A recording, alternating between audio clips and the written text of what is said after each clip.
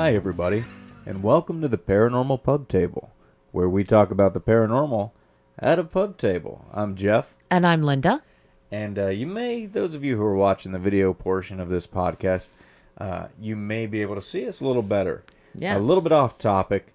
I installed some track lighting here, and I got to say, this track lighting, it was quite a task to install it. It was. It's a little brighter than I was hoping. Yeah. I'm not sure. Yeah, a little bit in your face. I'm not sure seeing us in the light like this is a good thing. It is for me. For you, not perhaps. For you. Maybe not for me. Maybe I should just kind of turn mine off. That'd be a good idea. Yeah. But our question of the week this week is Bigfoot real? This is a question that, and it's another thing, we've talked about entities before that people believe in, such as spirits and stuff. But then there's other ones that people are like, I'm not like quite aliens. as open to that. Yeah. Mm-hmm.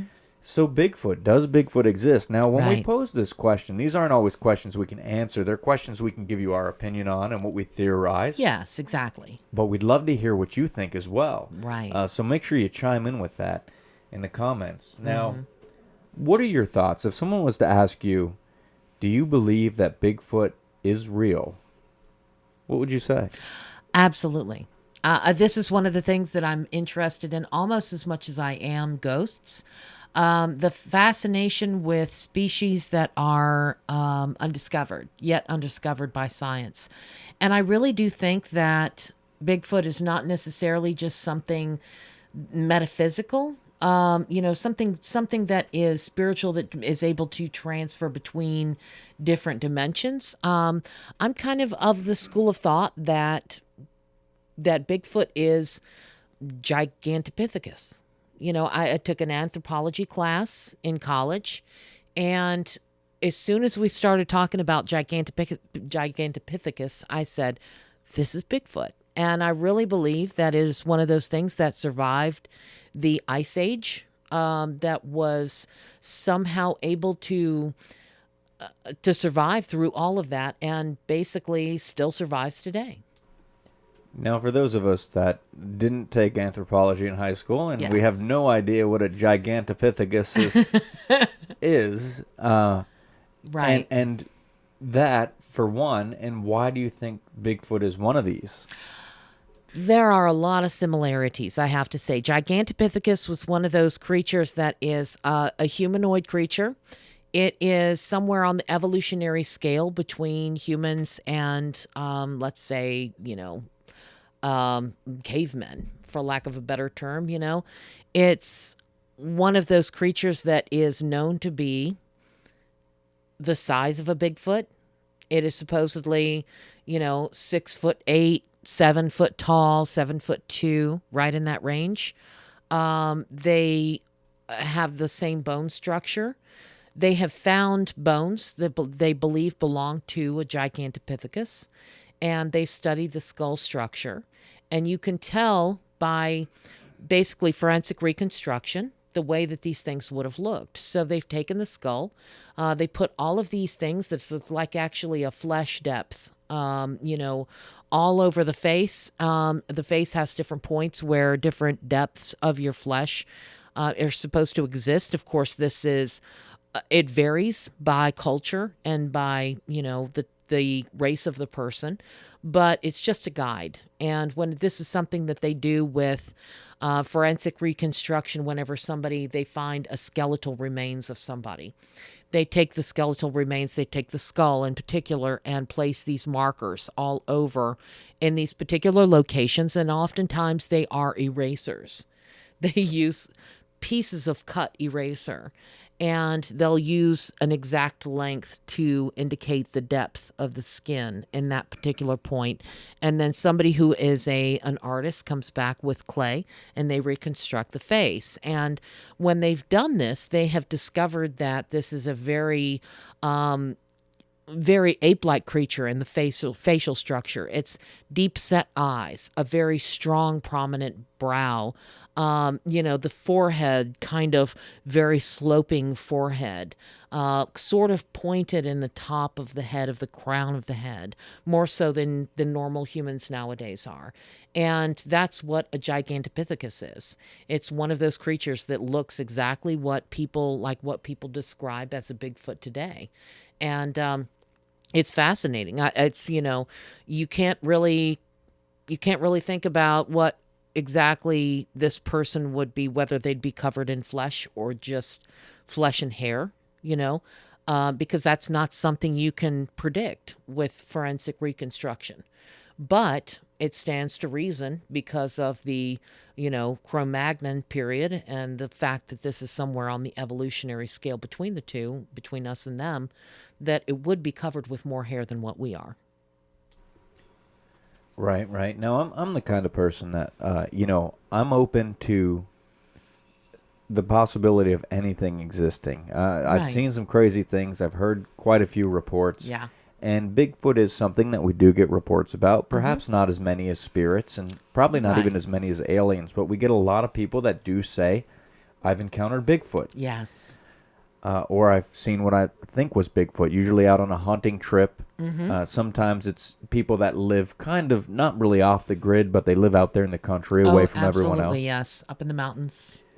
And one of the things that skeptics have said about Bigfoot is they said, look, if this creature does exist, why has no one ever really discovered remains of Yeah. Bigfoot? There's a very good explanation for that. Bears exist, and bears are one of those things that you don't find skeletal remains of, ever. In studying forensics, this has a lot to tie into the paranormal field, and it's crazy because, you can discover that skeletons, that creatures like that, like humans and like bears, actually, like their flesh and everything that it decomposes off of them decomposes much quicker than you would anticipate. Now, of course, there are environmental factors that are involved. The temperature outside, whether it's hot, whether it's cold, the presence of bloat flies and things like that, bot flies, I think they call them. Certain environmental factors, but you find that human remains, as well as things like bears and other large animals, everything decomposes much faster than you would anticipate. And the reason also has to do with the local wildlife. Anything that has fallen dead is going to be picked apart by scavengers. You're going to find things like, just raccoons and other kinds of creatures out there in the forest that are going to come and they're going to grab the bones, right? Typical of a pack sort of mentality. You find something and you take it and you run off with it. And that's the kind of thing, they don't want any of the other creatures to have it. So they're going to run off with it. They're going to take that bone with a little bit of flesh still left on it, and they're going to run off a distance to where they feel like they can eat this thing without being affected or being bothered by the other members of their group or their family or their pack. And that's what happens with Gigantopithecus or with Bigfoot bones, I imagine. And if not that, supposedly these creatures are very intelligent from what I've read.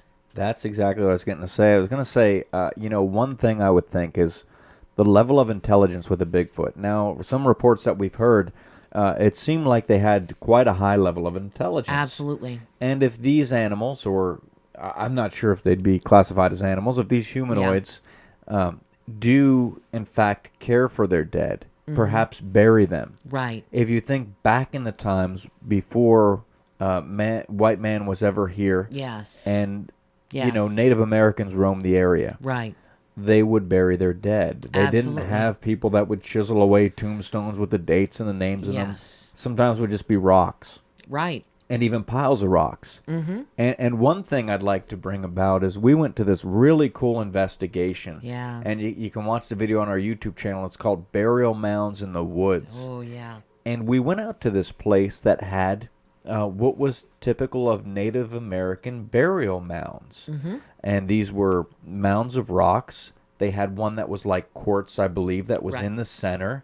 And, according to old legends. These courts would be placed there so the spirits of warriors could, I believe it was leave the grave. I'd have to look back in the research because it was some Right. time It was. You're since we did correct. this, and I actually read about it. Yeah, so the spirit could leave the body from the Right, grave. right. Yes. But the thing that was interesting about this particular case, and I'm sure there's many more like it, is that these burial mounds, they weren't found anywhere near where tribes that did that type of burial were known to inhabit.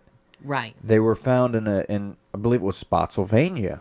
Okay. Yeah, Now, that was the that being location. said, like, sure, maybe these tribes that did do the burial mounds maybe wandered up in there and it just wasn't documented at some point. But what if these were indeed Bigfoot graves? I mean, it's an interesting thing to think about because is. if Bigfoot is out there, if he is intelligent, and he is going ahead and burying the dead, Right. it's not going to be a typical cemetery. No, definitely not. And I really would find it hard to believe that a Bigfoot who spends its entire life trying to hide from humans would mark its grave with something that would be recognizable by humans, though.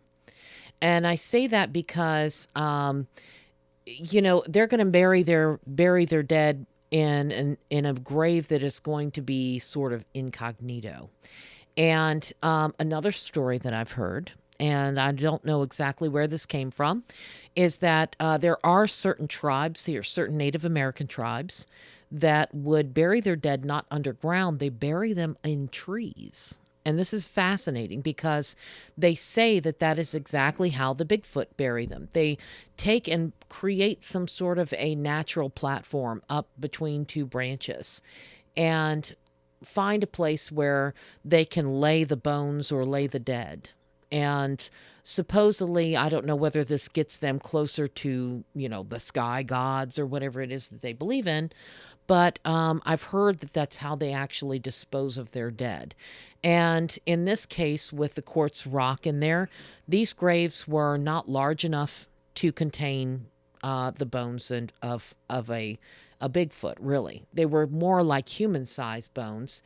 And the graves that we found were reminiscent of what they found in other areas of the country, a couple of other areas. But these are things that go back not just to the Native Americans as we found them when we kind of came into this country.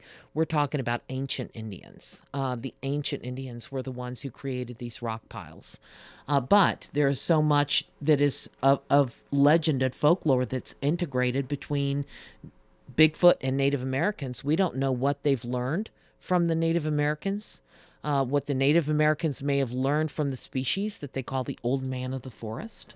Right. Now, that's interesting that you mentioned that because ancient is the key word here. Now, is. you said, Bigfoot, if they do want to elude us, Right. they may not exactly mark their graves. Yes. But what if these were ancient? And how long's Bigfoot been here? Perhaps as long as any man has. Yes, maybe What if longer. back then this was off the grid and they weren't really concerned with being found? Right. And let me ask you this. Have you ever heard any reports of Native Americans that mentioned something similar to this creature? Absolutely. There are, I would venture to say, hundreds of legends told by different Native American tribes all over the United States. They talk about these creatures in the sense that they are something of the forest that is not to be messed with. You stay away from them, you leave them alone. In some of these stories, you actually find the Native Americans telling you that these creatures would come out of the forest and would kidnap the women and children and take them off. They said that these creatures would eat the children and that they would take the women off and they would breed with the women. Now, these were stories from some other source that I've heard. These were stories that... Are these Native American sources? Yes. Or like ancient Native American or like today Native American? No, these are more modern Native Americans. We're talking about the ones where, white people would have been in contact with them and would have been able to hear these stories. But you have to consider that this was a protected creature by many Native American tribes. They saw these things as something that was not to be messed with. And in order to keep, like, in order to keep the settlers away from this culture of people that lived in the forest, they would tell them stories like this to scare the hell out of them. Because if you think about these people and it's like, oh God, the pioneers are saying, oh God, there's these, hairy creatures that come out of the forest and eat our children. You know what I mean? Like, you're not going to go searching for these things. That brings about an interesting point, though. I mean, do you think that perhaps the only reason the Native Americans talked about Bigfoot was not because he actually existed, but because they wanted to keep the settlers away? I don't think so. I think in a lot of senses, Native Americans are not very forthcoming with information about things like that from their folklore and their legends when it comes to informing the settlers and the Caucasians of that day about what they experience. I think that this is a situation where you have Native Americans become very friendly with some of the settlers, are very friendly with people, and only after a certain amount of time they would explain something like this. Nowadays, we have lots of stories like that. Because there's lots of Native Americans that are very friendly. So the reports of Bigfoot eating these people, children. So you're saying that was probably fabricated? Fabricated by the Native Americans in order to keep the settlers from going into the forest and searching. So they were trying to keep Bigfoot safe. They were. Okay, that makes sense now. Because if Bigfoot did eat them and breed with them, would that classify Bigfoot as a cannibal? It would, in a sense. Because, I mean, they're not really people. And, yeah.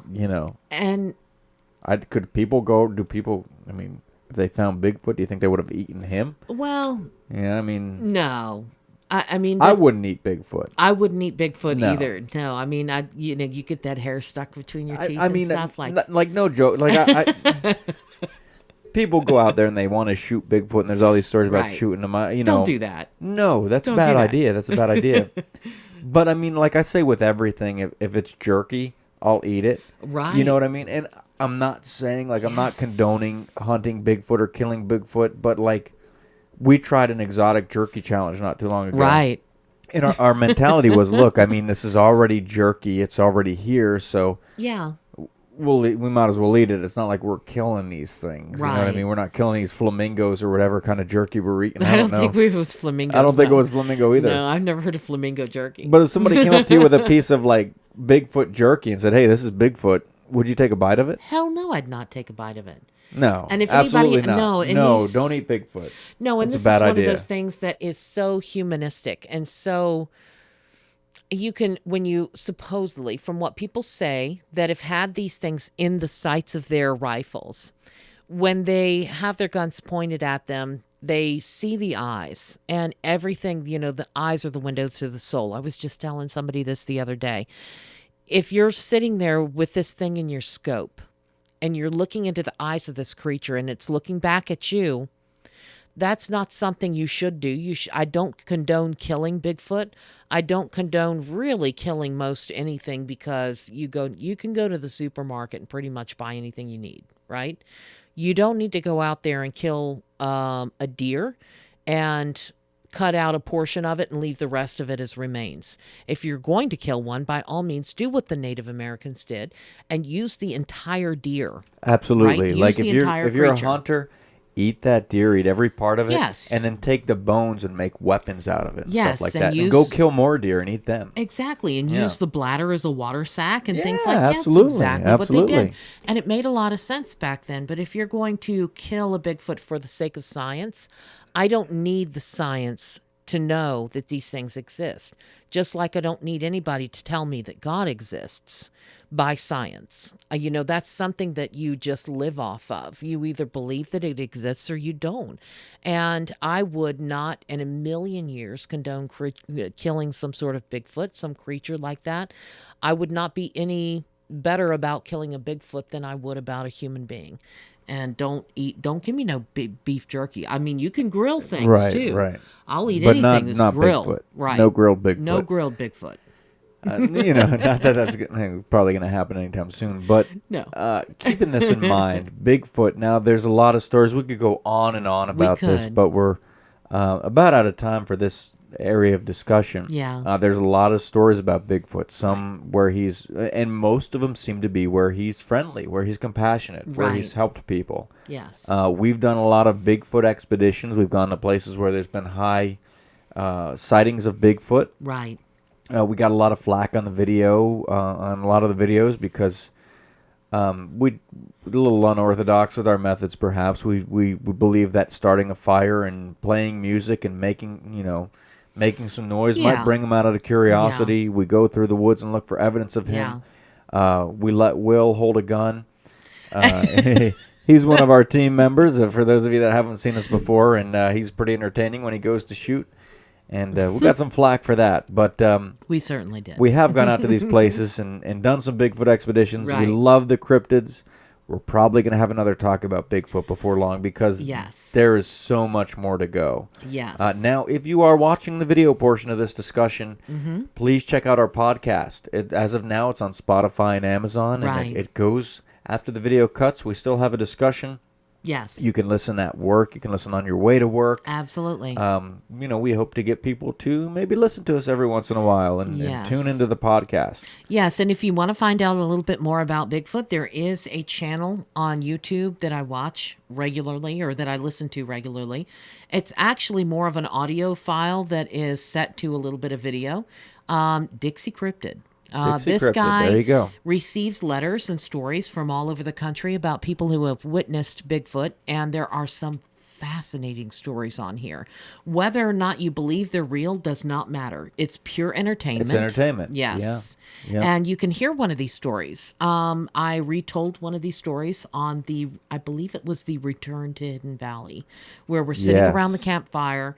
And I talked about this woman who had broken her leg, and this Bigfoot came out of the darkness and ended up peeing a circle. Yeah, he peed around her. He peed a circle around this lady, and she didn't know what he was doing at first, but then after a while she realized that it was actually as a protective measure. A circle of protection. A ring of Bigfoot urine around you will protect you from certain animals that are out there in the woods. Absolutely. Dixie Cryptids, we love you.